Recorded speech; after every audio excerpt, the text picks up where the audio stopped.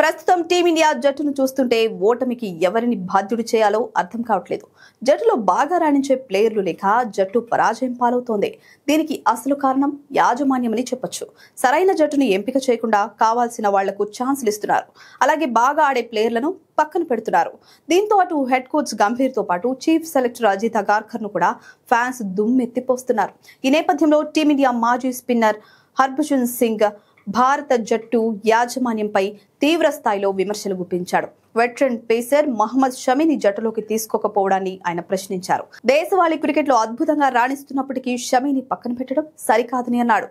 ఇటీవల సయ్యద్ ముస్తాక్ అలీ ట్రోఫీలో షమీ 5 మ్యాచ్లలో 9 వికెట్లు తీగా చివరి మ్యాచ్ లో 4 వికెట్లతో సత్తా చాటాడు. తన యూట్యూబ్ ఛానల్లో మాట్లాడిన హర్భజన్ అసలు షమీ ఎక్కడ, అతడిని ఎందుకు ఆడించడం లేదో నాకు అర్థం కావడం లేదు. ప్రసిద్ధి కృష్ణ మంచి బౌలరే, కానీ అతడు ఇంకా చాలా నేర్చుకోవాలి. మంచి బౌలర్లను మీరు నెమ్మదిగా పక్కన పెడుతున్నారని అన్నాడు. జస్ప్రీత్ బుమ్రా జట్టులో లేకపోవడం బౌలింగ్ విభాగాన్ని బలహీనపరుస్తోందని అభిప్రాయపడ్డాడు. బుమ్రా ఉంటే మన బౌలింగ్ విభాగం ఒకటి, అతను లేకపోతే పూర్తిగా మరొకటి.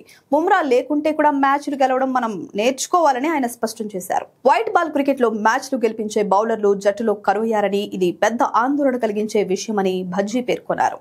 ఇంగ్లాండ్ లో బుమ్రా లేనప్పుడు సిరాజ్ అద్భుతంగా బౌలింగ్ చేశాడు. స్పిన్నర్లలో కుల్దీప్ ఉన్నాడు, కానీ మిగతా వాళ్ల సంగతేంటి? వికెట్లు తీగల స్పిన్నర్లను గుర్తించాలి. వరుణ్ చక్రవర్తిని టీ20లతో పాటు వన్డేల్లో కూడా తీసుకురావాలి అని సూచించాడు.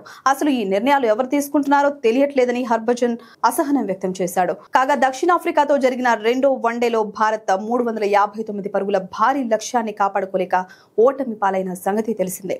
ఈ నేపథ్యంలో హర్భజన్ ఈ వ్యాఖ్యలు చేశాడు. ఇక రెండవ మ్యాచ్ విజయంతో బ్రిటిష్ జట్టు 1-1తో సమం చేసింది. విశాఖపట్నంలో డిసైడర్ మ్యాచ్ లో సిరీస్ విన్నర్ తేలనుంది.